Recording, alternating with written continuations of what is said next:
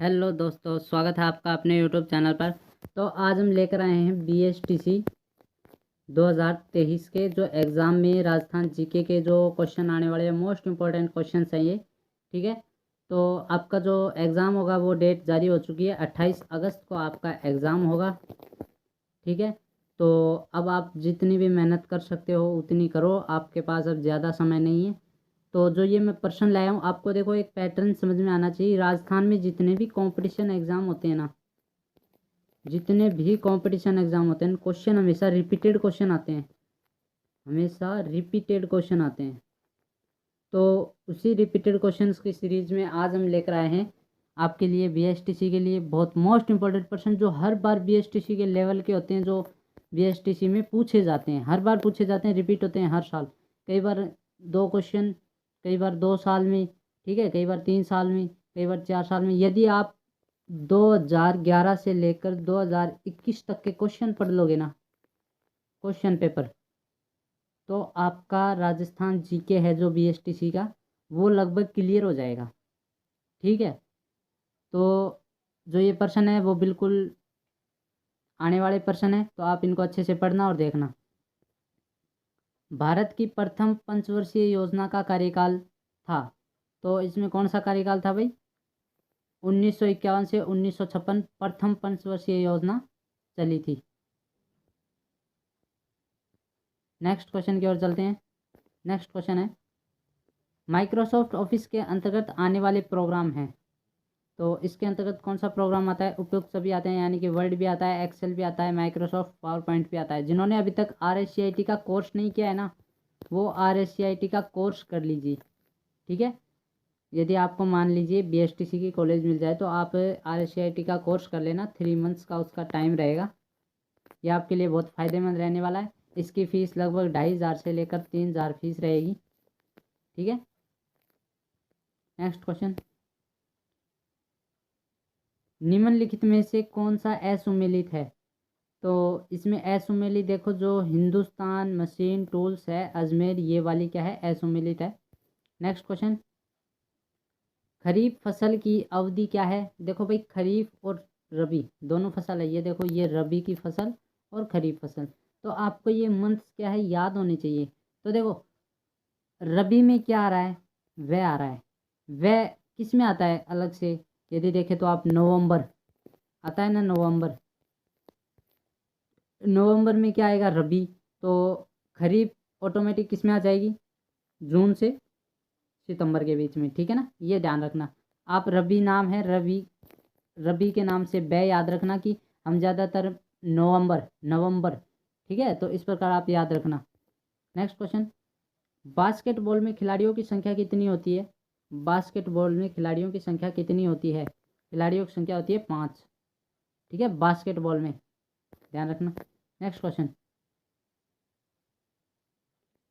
संयुक्त राष्ट्र शासकीय रूप से 1945 में निम्न में से किस तिथि को आया? संयुक्त राष्ट्र, ठीक है, UN जो, वो किस शासन में आया था?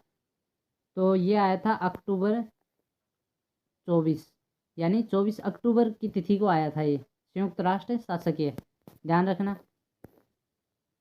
राजस्थान की किन पड़ोसी राज्य के साथ 1600 किलोमीटर सीमा लगती है? तो भाई, सबसे ज़्यादा सीमा किसके साथ लगती है? मध्य प्रदेश के साथ लगती है, 1600।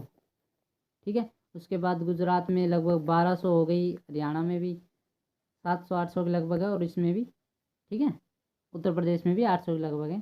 तो इसमें सबसे ज़्यादा मध्य प्रदेश में है, और पंजाब में बहुत कम है। पंजाब में 89 ही है, 89 किलोमीटर ही है। ठीक है, नेक्स्ट क्वेश्चन, राजस्थान के संलग्न जिले हैं, राजस्थान के संलग्न जिले, यानी कि इसमें ऐसे ज़िले बताने हैं जो बिल्कुल साथ में संलग्न हो, जो आपस में जुड़े हुए हों। तो इसमें जो ये सिरोही, पाली और नागौर है, ये आपस में क्या हैं? जुड़े हुए हैं। तो ये ध्यान रखना। आपको मैप तो अच्छे से याद करके जाना है। ठीक है, अब यहाँ पर एक नेक्स्ट क्वेश्चन है, मरु विकास के संबंध में जोधपुर का नाम लिया जाता है। मतलब हम कई बार क्या है, मरुस्थल, तो उसमें जोधपुर का नाम भी लिया जाता है। क्योंकि इसका नाम क्यों लिया जाता है? क्योंकि यहाँ केंद्रीय क्षेत्र अनुसंधान संस्थान है, यानी कि काजरी। काजरी संस्थान कहाँ है, ये भी पूछा जाता है, ठीक है ना। यहाँ मरुस्थल वृक्षारोपण अनुसंधान केंद्र है, यहाँ केंद्रीय रेगिस्तान विकास बोर्ड है। तो इसमें जो आपका क्वेश्चन होगा ये तीनों ही सही है। यहाँ पर काजरी का भी संस्थान है, देखो काजरी की फुल फॉर्म केंद्रीय क्षेत्र अनुसंधान संस्थान है, ठीक है ना, ये ध्यान रखना। और मरुस्थल वृक्षारोपण भी अनुसंधान यहीं पर है।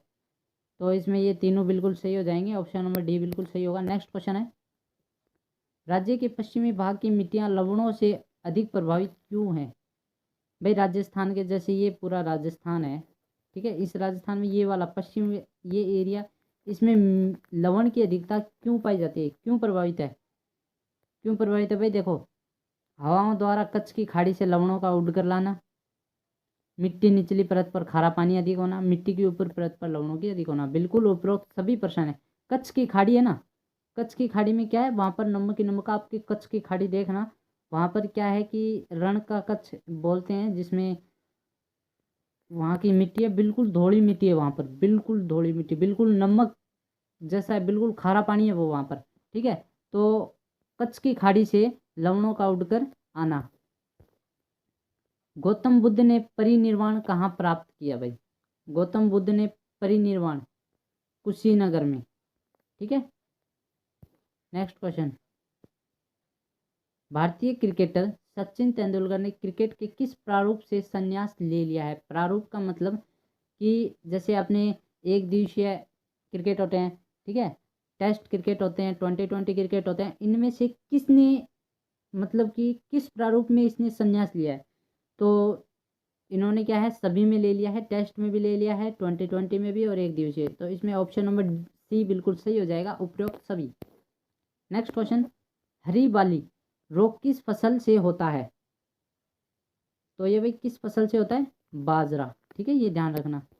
राजस्थान के किस भाग में लवणीयता एवं क्षारीयता की समस्या अधिक है। तो भाई अभी हमने ऊपर प्रश्न पढ़कर आए थे, तो पश्चिमी भाग में लवण की अधिकता है, तो ये पश्चिमी क्षेत्र हो गया, ठीक है। कृषि का प्रारंभ हुआ किस काल में हुआ, ताम्रपाषाण में, नवपाषाण में, मध्यपाषाण में या पुरापाषाण में। तो ये जो कृषि का काल है वो नवपाषाण काल में शुरू हुआ था, ठीक है, ये ध्यान रखना। राजस्थान में सबसे प्राचीन प्राकृतिक झील कौन सी है भाई। प्राकृतिक झील मतलब जिसको प्रकृति ने बनाया हो, तो ऐसी झील कौन सी है, पुष्कर झील, ठीक है ना, पुष्कर झील है। और कहीं पर क्या है, कोई राजा द्वारा बनाया हुआ भी मिल जाता है कहीं पर, जैसे आप शिलालेख पढ़ोगे, आप इतिहास पढ़ोगे, तो उसमें कई बार पुष्कर क्या है किसी राजा के द्वारा, पर ये राजा के द्वारा नहीं बनाई गई है, ये प्राकृतिक झील है, ठीक है। नेक्स्ट क्वेश्चन, गिर नस्ल की गाय का मूल स्थान कौन सा है। गिर नस्ल की गाय का मूल स्थान है गिर। अब आपने पढ़ा होगा गिर के जंगल, जो कहाँ है, गुजरात में है। तो ये गिरवन काठियावाड़ गुजरात में है, ठीक है, ये स्थान है गिरवन काठियावाड़, तो ये वहाँ का स्थान है, तो वहाँ पर ये बोलते हैं गिर नस्ल की गाय। नेक्स्ट क्वेश्चन है भाई, दिवेर का युद्ध अक्टूबर 1582 के पश्चात महाराणा प्रताप की नई राजधानी थी, ठीक है। दिवेर के युद्ध के पश्चात महाराणा प्रताप की नई राजधानी कौन सी थी। तो सावंड इसकी क्या थी, नई राजधानी थी, ध्यान रखना। विजय स्तंभ है जो चित्तौड़गढ़ में बना हुआ है, उसकी तीसरी मंजिल पर अरबी भाषा में 9 बार क्या लिखा हुआ है।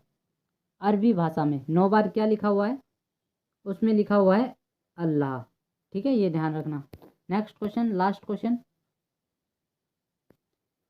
निम्न में से कौन राजस्थान में सामान्य वार्षिक वर्षा तथा वार्षिक वर्षा में परिवर्तन के वितरण के मध्य संबंध की प्रकृति को सही रूप से अभिव्यक्त करता है।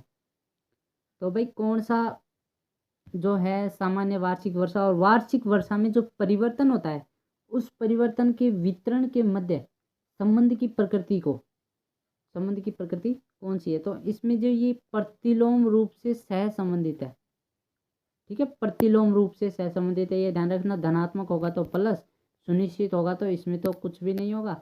और प्रतिलोम का मतलब होता है उल्टा, जैसे कि आपने जैसे ये लिखा 3, तो इसका उल्टा क्या आ जाएगा, 1/3। इस प्रकार ये क्या है, प्रतिलोम है, सामान्य वर्षा और वार्षिक वर्षा में वितरण, ठीक है।